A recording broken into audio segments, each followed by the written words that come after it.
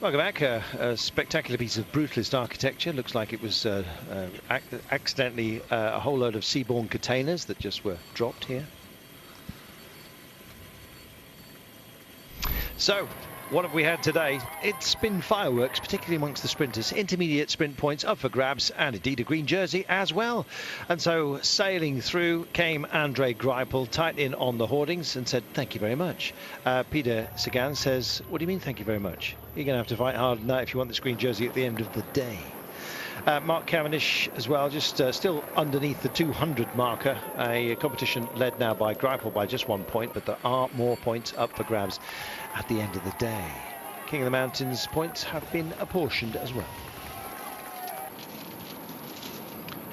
Just going through the day, the heat has been the main player, but also this. Ouch.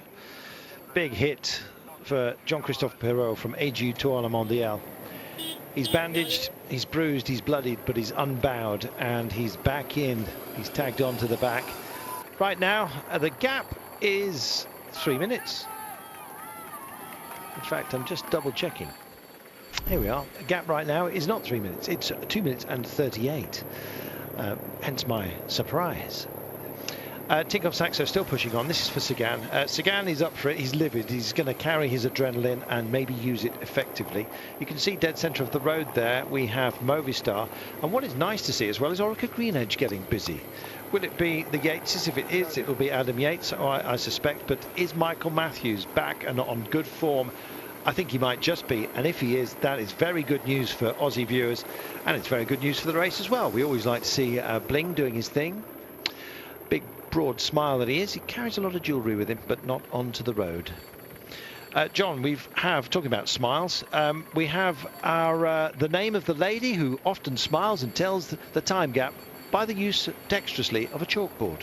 That's right, it's Time Gap Claire. Claire Pedrono is her name, and she hails from Brittany. She once rode on the La Grande Boucle, the women's race, and back in 2005, and now she finds herself doing what, as you correctly described, is one of the most important jobs on the tour. Yes, indeed. Time Gap Claire. In fact, how did she get the job? She basically wrote and said, can I do that job? And they said, yeah, thanks for asking. I'm joined by Stephen de Jong from the Tinkoff Saxo team. Stephen, how difficult was the decision to chase this breakaway with both Sagan and Contador on the team?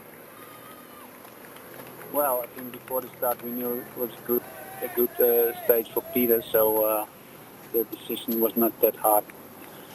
A lot of focus now on the green jersey with Peter as well. Well, I think the key for the green jersey is in the next coming 4 stages, so that's where we try to get a nice gap of points. And it's always good for Alberto staying at the front after the dramatic moments we just saw recently. Yeah, for sure. It's also important to stay in front in these stages and don't get caught in a crash. There we are. Well, wise words, don't get yourself caught in a crash, but will these guys get caught? That's the question. With 33.7 to go, they've still got 2.5 minutes, Sean. When's 2.5 minutes going to be enough? Well, they need to get to the 20 kilometres mark with at least 2.5 minutes. If it comes down from that, well, then I think it's going to be a very, very difficult one for them. We can see here the peloton, you know, there's a lot of movement in the peloton still. Tinkoff Saxo pushing on here, and I'm afraid for the breakaway with 33 kilometres with the run-in we have here, a very difficult one. Warm conditions as well. It will be natural that the 6 riders up front are going to get tired.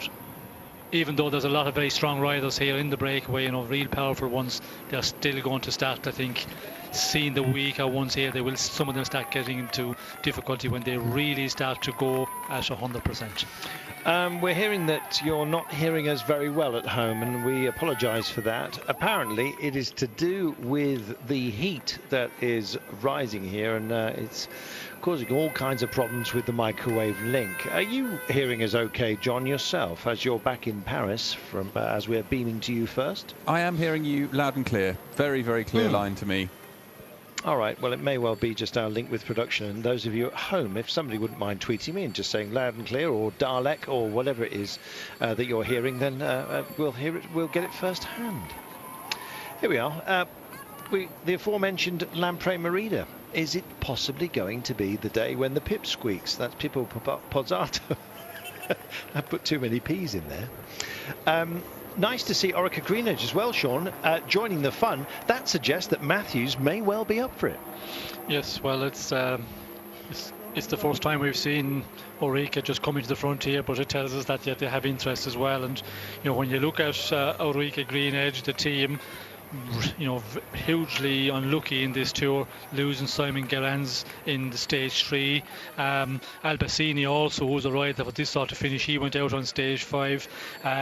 Then Dal Limpy, of course, are also out of the race. So there's 3 riders down, and that is going to make it difficult. But it's good to see. It just tells us that Michael Matthews is feeling better, and after what he's been through, because he's had some horrible days after the crash there, he's suffered and battled through, and if he can just have a go for this stage, well, it will be good for today and for the days to come. You can see the grimaces, and they're starting to look a little bit jaded, the guys who are in the break. I'm not surprised. It's been a long day in the heat, Sean. All credit to them, even if they do get caught. Yes, well, I think to get into the break today wasn't too difficult. A lot of riders not really trying, because they were always talking about this, a transition stage, a stage for the sprinters, and I think a lot of the riders were saying, well, go into the break today, a huge effort, and then the sprinters teams are going to control you out there all day, and you're going to pay for that in the days to come. But chapeau, they went out there, the 6 riders, and they have given it a good run. Maybe now they can turn it on at 20 kilometers to go and try and hold on, but again, 2:10 is just dropping off all the time. It is, inexorably it seems. Thanks to everyone who's told us that you're hearing us loud and clear. The lovely Debbie Hill, friend of this program, friend of this channel, down in Oz, says that everything is okay, and everything far from okay with Andre Greipel. Yes, it looks like that he is in difficulty, or is he just going back to the car? Doesn't look like that. I think we've seen it already in the previous climb where he was in difficulty, and again here starting to suffer. And the Pyrenees stages for a sprinter, when you have to do 3 big days in the Pyrenees and you come out of it and you have a day like today, a lumpy stage, Greipel is starting to suffer here. Multiple wear of the green jersey during this Tour de France, and 2 stage wins for Andre Greipel. I think even if it stopped now, that would be as a majorly successful Tour de France. He, of course, now is hungry for more and would like to, of course, take on the Champs-Élysées and maybe win what is regarded widely, globally, as the Sprinters World Championship, albeit, of course, the last stage of the Tour de France. 31.9 kilometres to go, 2 minutes and 7. Just starting to look like they're labouring ever so slightly, and Pierre-Luc Perichon of Breton Sèche and Virmental at the back here is not looking overly delighted with life. Nathan Haas out of the saddle, bouncing for Cannondale Garmin. There's the local man from Francis de Jeux, just behind Thomas de Gent in the red, who's been quite busy taking intermediate sprints and the biggest climb of the day. Geniez himself, the local man, Alexander Geniez, there in the white, blue, red, white, blue, blanc et rouge, indeed, of Francis de Jeux, having taken one of the intermediate climbs as well. And indeed, this is the last of the categorised climbs today, and it looks like any desire for a skirmish has been left some way behind on this road today, of which it's a long one, 198.5, and nice little beat on delivery there, as you see. Job done, and it's nice to see fans here, albeit brought to the point of exhaustion, it seems, by the heat of the day, but lucky lad, he's in the shade. Wilco Kelderman took the only point available on that category 4 climb. And so they've got a little bit of a, let's discuss the terrain, shall we? They're going into a couple of bowls, so they'll dip down into one. You won't really notice too much about it. As Christophe Riblon going backwards. They will just take a little gentle roller coaster ride until about 14 kilometres to go. at 14 kilometres from home. That's when the day will be very, very high speed, I imagine. And we're going to get a proper junction now of the time gap between the peloton and those up the road. And there's a man who really is suffering, and even the gauze is not holding.